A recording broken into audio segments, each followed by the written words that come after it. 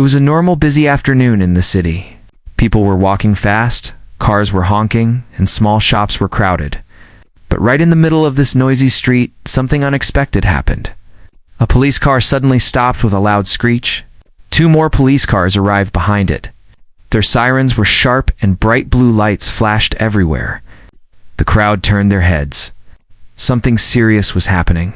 At the corner of a small grocery store stood one man. A black man. He was not running. He was not shouting. He was not even scared. He stood there quietly, holding a small paper bag of groceries. His face was calm, almost too calm for the situation. And that calmness made everything even more strange. The police stepped out of their cars quickly. They moved with loud steps, shouting commands that made everyone freeze. People near the store backed away. Some pulled out their phones to record. The man looked at the police, surprised but still calm. "Sir, put your hands where I can see them," one officer shouted. The man slowly raised his hands, his voice polite and steady. "There is some mistake. I did nothing wrong." But the police did not listen. They moved closer, surrounding him. One of the officers let out a small laugh, as if he already knew the ending of this story. Another officer whispered to his partner, "They always say the same thing." People in the crowd watched closely. Some felt angry, some confused, and some just curious. Why were the police arresting this man? What crime did he commit? Why did he look so calm when everything around him was full of chaos? As the officers grabbed his arms, the man repeated softly, "You are making a big mistake." The officers laughed again. One of them said loudly, "Oh really? Save that line for the judge." Those words created a strange moment. The man looked directly at the officer, a quiet confidence in his eyes. "I will," he said. The officers pushed him against the police car and started handcuffing him. The metal clicked tightly around his wrists. The crowd murmured again. Why are they arresting him? He didn't even resist. Maybe he is innocent. The police acted like they already knew the truth. They checked his pockets roughly. They pulled his hands hard. They asked questions without waiting for answers. And all this time, the man stayed calm. Completely calm, as if he knew something the police didn't. One teenage boy filming the scene whispered to his friend, "Bro, why doesn't he tell them who he is?" But nobody knew that answer yet. The police pulled the man into the car. Before they closed the door, the officer who laughed earlier said, "Today's not your lucky day, buddy." The man raised his eyes and replied with a quiet voice, "Actually, it is." The door shut. The crowd stared at the police cars as they pulled away with the arrested man. People kept asking questions to each other. Everyone felt something was wrong, but they didn't know what. The scene turned quiet again. But the mystery stayed in the air. As the car drove toward the police station, the man looked out the window. He was not nervous. He was not shaking. He was thinking. Thinking about how this mistake would soon become a lesson for the officers. Thinking about the moment he would tell them the truth. Thinking about the courtroom where everything would change. Because in just a few hours, the same man the police were laughing at would walk into the courtroom wearing judges' robes. But the police did not know that. The crowd did not know that. No one knew who they had just arrested. And that is where the real story begins. Long before the police officers laughed at him, long before he walked into any courtroom, the man had lived a very different life. His name was Daniel Carter, and his story started in a neighborhood where dreams usually died early. The streets were narrow, the buildings were old, and the future for most kids was unpredictable and dangerous. Daniel grew up in a small house with broken windows and peeling paint. His mother worked 2 jobs just to keep the lights on, and his father was rarely around. Many nights, Daniel slept while listening to fights, sirens, or loud arguments outside. It was not a safe place for a child with big dreams, but somehow, Daniel always believed there was something better waiting for him. From a very young age, Daniel noticed something different about himself. While other kids played outside or got into trouble, Daniel spent his free time reading. He loved books more than anything else.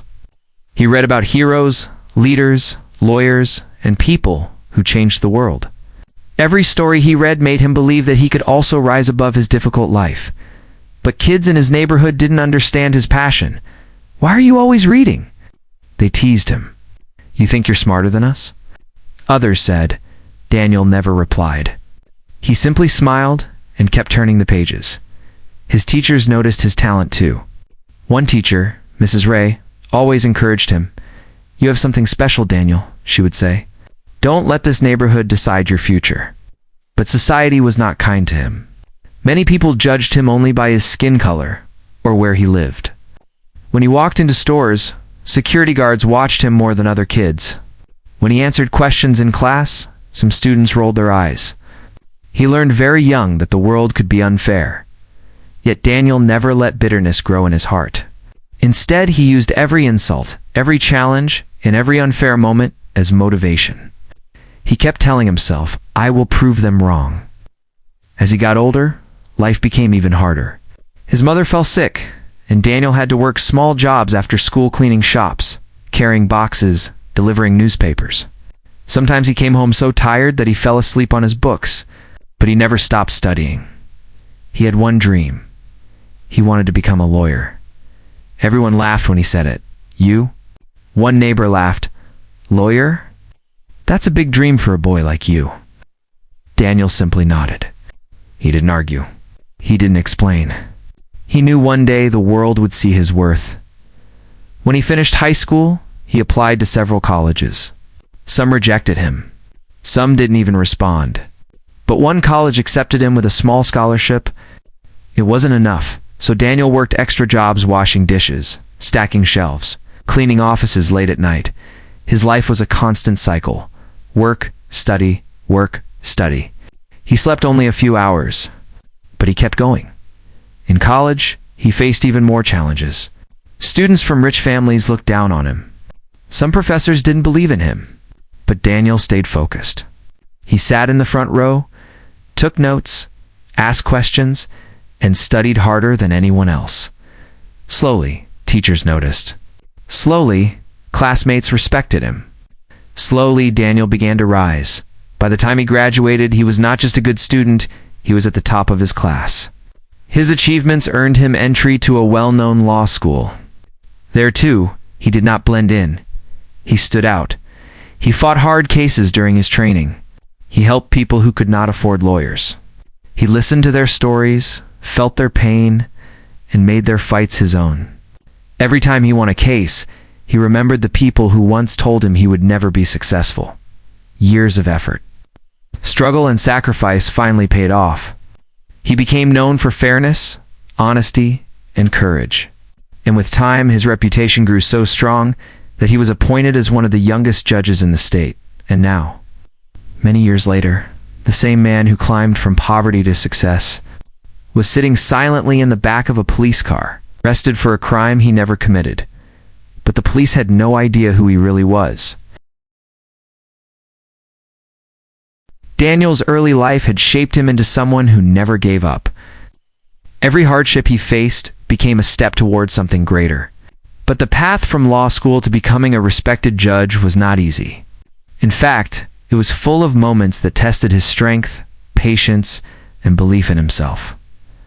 After law school, Daniel entered a world where competition was fierce and opportunities were few. He began working at a small legal firm. It wasn't fancy, and it wasn't popular, but it was a place where he could learn. He worked long hours, sometimes late into the night, treating case files, preparing arguments, and visiting clients who couldn't afford big lawyers. Many of those clients were people who came from backgrounds similar to his, poor, ignored, or mistreated. When Daniel listened to their stories, he felt their pain deeply. He remembered the unfair looks, the insults, and the judgments he had grown up with. He made himself a promise. "I will fight for them the way nobody fought for me." His dedication began to show in his work. He took cases others refused, cases considered hopeless or too small. Yet Daniel approached every case with the same seriousness, whether it was a minor dispute or a large one. Slowly, people began to notice. One of his early cases was about a man wrongly accused of stealing a car. The man had no money to hire a good lawyer. Other attorneys told him to accept whatever punishment the court gave, but Daniel saw the truth in the man's eyes. He believed him. He worked tirelessly, gathering evidence, interviewing witnesses, and building a strong defense. When he won that case, the courtroom looked at him differently. Whispers filled the hallways. "Who is this young lawyer? He's brave, he's smart, fights like he has nothing to lose." But Daniel wasn't doing it for recognition. He needed to win because each win meant justice for someone who needed it. Over the years, his reputation grew. Newspapers wrote about him. People from poor communities mentioned his name with respect. Even judges noticed his sharp mind and fair attitude. His calm presence in the courtroom made him stand out. He never raised his voice unnecessarily, never spoke rudely, and never treated any case as unimportant. One day, a senior judge named Judge Warren called him into his chamber. "You have something rare, Daniel," the judge said. "You have courage and heart. Not many lawyers have both." Those words stayed with Daniel for a long time. As time passed, he took on bigger and more complicated cases. He fought against corruption, defended innocent people, and challenged unfair systems. Each case strengthened his belief that justice should never depend on a person's skin color, wealth, or background. Eventually, the community began requesting something unexpected. They wanted Daniel to become a judge at first. Daniel didn't believe he was ready, but people believed in him. Lawyers respected him. Judges trusted him, and soon, he found himself nominated for the position. His journey from a broken home to a high position in the legal world felt unreal. But he remembered every single step, every terror, every struggle, every moment of doubt. When he finally took the oath and wore the judge's robe for the first time, he felt something powerful inside him. It wasn't pride. It was something deeper. It was a promise he made to himself years ago, to protect the innocent, to speak for the silent, to stand against injustice. As a judge, he became known for fairness. He listened to people before making decisions. He treated rich and poor alike. His courtroom was a place where truth mattered more than power. Years passed, and Daniel continued to serve his community with honesty. But life has a strange way of testing even the strongest people. And Daniel's biggest test didn't come from a courtroom, it came from a simple grocery store on a normal day. The same man who worked harder than anyone, the same man who climbed from poverty to respect, was now sitting in a police car, arrested, judged by his appearance, treated like a criminal before anyone asked his name, and the officers who arrested him. They had no idea that the man they mocked would soon walk into the courtroom not as a suspect, but as their judge. The day Daniel was arrested began like any other peaceful morning. He woke up early, made a cup of coffee, and opened the window to feel the soft breeze. It was his day off, a rare moment when he didn't have to wear the judge's robe, read case files, or listen to heavy courtroom stories. He planned to buy groceries, cook something simple, and relax. He wore casual clothes, an old hoodie, worn-out jeans, and comfortable shoes. If anyone saw him on the street, they would never guess that he was one of the youngest and most respected judges in the state. That was the thing about Daniel. He never cared about showing off. He believed humility was the biggest strength a person could have. After finishing his coffee, he grabbed his shopping list and walked to a nearby grocery store. Everything felt normal. Birds chirped, neighbors greeted him, and children played on the sidewalk. Daniel felt light, almost free from the responsibilities that normally filled his mind. Inside the store, he picked some fruits, bread, milk, and a few snacks he liked. While waiting in line, he smiled at an old woman struggling with her bag. "Let me help you," he said gently. The woman thanked him. Not knowing she was speaking to a judge who had once changed the lives of many, Daniel didn't expect anyone to know. Kindness didn't need a title. After leaving the store, Daniel walked toward his home, carrying 2 small bags of groceries. That was when everything changed. 2 police cars raced past him and stopped at the corner. The sudden movement made people turn their heads. The loud sirens and flashing lights disturbed the calm atmosphere. Daniel stopped walking and looked around, confused but calm. Then a 3rd police car arrived. Officers jumped out quickly, hands on their weapons.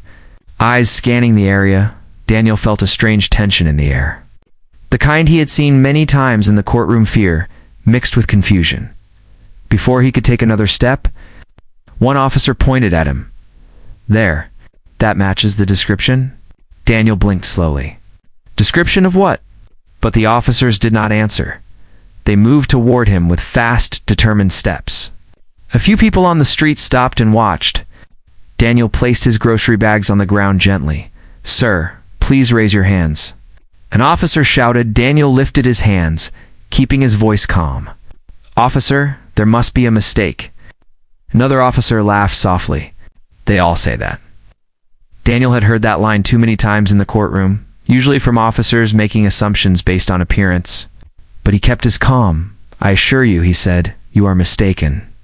The officers surrounded him, their faces serious but careless. They didn't ask for ID. They didn't ask any questions. They simply grabbed his wrists and twisted his arms behind his back.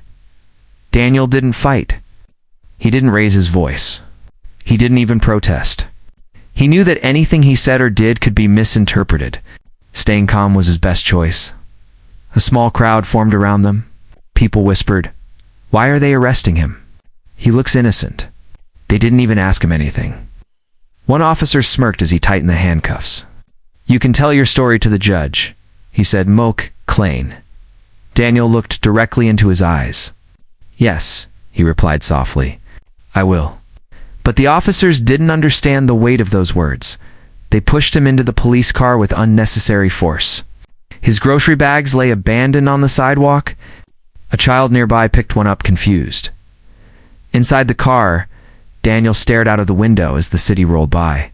He didn't feel fear. He felt disappointment. Disappointment in a system he had dedicated his life to improving. He knew he hadn't been arrested for a crime. He had been arrested for an assumption, and soon, that assumption would cost the officers their peace, because in a few hours they would walk into a courtroom and see Daniel not in handcuffs but in judges' robes. The police car stopped outside the station with a sharp jerk. Daniel remained calm as the officers pulled him out, still laughing among themselves. They treated him like a man who had already been proven guilty, not someone they had arrested without a single question. Inside the station, the mood was loud and chaotic. Phones rang, officers walked quickly, and people waited restlessly on benches. Daniel was led through the hallway with handcuffs still tight around his wrists. His hoodie was slightly pulled, but he didn't complain. He simply watched everything with quiet eyes, as if studying a scene he had seen many times before. One officer nudged another. "You think the judge today will go easy on him?" The other laughed. "Probably not. Judges don't like guys like him." Daniel's lips lifted in the slightest smile. If only they knew. He was placed on a metal bench near a group of other detainees.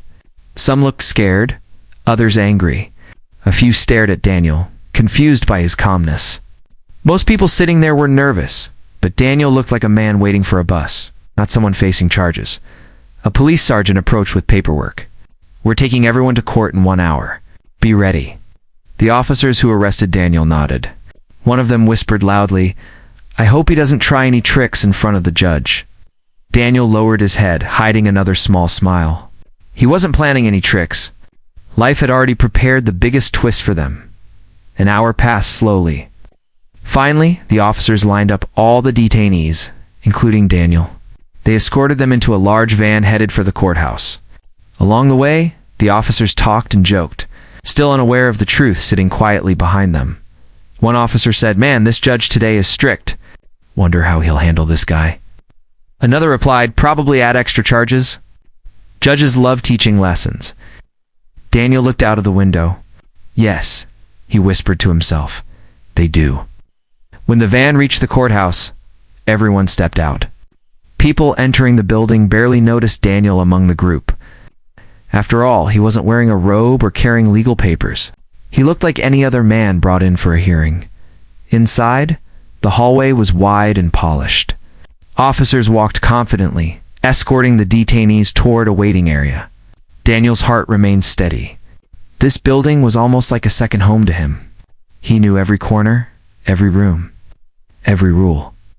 The officers placed Daniel and the others on a bench outside courtroom. 3. The court session hadn't started yet. Lawyers moved in and out, discussing cases quickly. The officers stood near the door, relaxed and talking, as if nothing unusual was happening. Suddenly, the court clerk approached the officers. "The judge will be here in 5 minutes," she said. "Make sure all detainees are ready." "Yes, ma'am," one officer replied proudly. Daniel watched the clock on the wall. 5 minutes. That was all it would take for everything to change. After a few moments, one of the officers said, "All right, bring him in first," pointing toward Daniel, but before they reached for him, the courtroom door opened from the inside. The clerk stepped out again. "The judge has arrived. Everyone rise when he enters." Daniel stood along with everyone else, not because he was ordered to, but because he always stood for respect. The officers waited for the judge to appear from the hallway, but he did not. Instead, the door to the judge's chamber opened. A man stepped out quietly. He was wearing the black judge's robe. He walked calmly toward the bench. The officers stared in confusion. It was Daniel, the man they had arrested. The man they laughed at. The man they assumed was a criminal now stood before them as Judge Daniel. Carter. Silence swallowed the courtroom. The officers' faces went pale. One whispered, "No, no way." Another stepped back, almost dropping his paperwork. Daniel walked past them, dignity in every step. He reached the judge's seat, placed his notes down, and said in a calm voice, "Court is now in session." His eyes met the officers. Their world had just collapsed. The courtroom remained frozen for several long seconds. The officers who had arrested Daniel stood stiff, unable to move, their faces drained of all color. They had expected to face a strict judge that morning, but never imagined the judge would be the same man they had mocked and handcuffed. Hours earlier, Daniel sat in his seat with calm dignity. He did not smile. He did not show anger. His face held the same quiet strength he carried since childhood. The court clerk looked at him with respect, as she always did. Lawyers entering the room paused when they saw him, but the officers could not look at him directly. One whispered to the other, "This can't be real." Another muttered, "We're finished." Daniel lifted a file in front of him. His voice was steady as he began the session. "Call the first case," but the clerk didn't start. She waited, knowing what was coming. Daniel raised his eyes. "Before we begin today's cases, there is something that must be addressed." The officer swallowed hard. Daniel spoke calmly, every word slow and clear. "This morning, I was brought into this building in handcuffs. I was not asked a single question. I was not shown respect. I was judged only by how I looked." The courtroom grew silent. Even people in the back leaned forward to listen. "I was treated as a criminal," he continued, "not because of my actions, but because of assumptions." One officer tried to speak. "Your Honor, Daniel lifted a hand gently. "You will have your turn. Please let me finish." The officer went silent immediately. Daniel looked at them not with anger, but with something deeper, disappointment. "All my life," he said softly, "I have fought for fairness. I have stood up for people who were wrongly judged. And today, I became one of them." The officers lowered their eyes. Daniel leaned back slightly. "I could punish you. I could file a complaint. I could demand action against you." The officers flinched. "But justice is not about revenge," Daniel continued. "It is about learning. It is about change." He paused, letting his words settle gently like dust. "Step forward." The two officers slowly walked toward the bench. Their hands trembled. Their heads were bowed. For the first time, they understood how it felt to stand in front of someone who had power over them. Daniel looked at them with sincerity. "I do not want your careers destroyed," he said. "I want you to grow. I want you to see the mistakes you made, not to repeat them, but to learn from them." The courtroom remained silent, as if holding its breath. Daniel continued. "So here is my order. You will attend a 6-week training on bias, fair conduct, and proper questioning. You will also work in community centers on weekends to understand the people you serve." The officers blinked in surprise. They expected punishment. They received a lesson instead. And after you complete this, Daniel added, you will come back to this courtroom not as officers under review, but as better men. One officer finally spoke, voice shaking. Your Honor, we are sorry, truly. Daniel nodded. Apology accepted. But apology alone does not change the world. Actions do. The officers nodded deeply, understanding his message. The courtroom breathed again. People whispered among themselves. Some were moved. Some were shocked. But all respected the dignity Daniel carried. After addressing them, Daniel calmly opened the first case file. Now, he said softly, let us begin. The rest of the session continued as usual. But everyone in the room knew they had witnessed something rare, justice delivered not with anger, but with wisdom. When the court adjourned, Daniel stepped outside the building. The sun was setting, painting the sky orange. He walked down the steps slowly, breathing in the cool air. He passed people who had heard the story. Some nodded respectfully. Others looked at him with admiration, but Daniel didn't seek attention. He had lived his whole life proving himself to the world. Today was just another reminder of how far he had come and how far society still needed to go. As he reached the street, he saw his grocery bags still sitting on a bench where someone had kept them safe. He smiled softly, picked them up, began walking home. He walked with the same calm dignity. He carried through every storm because he knew something powerful. True justice is not in punishing others, but in guiding them to become better.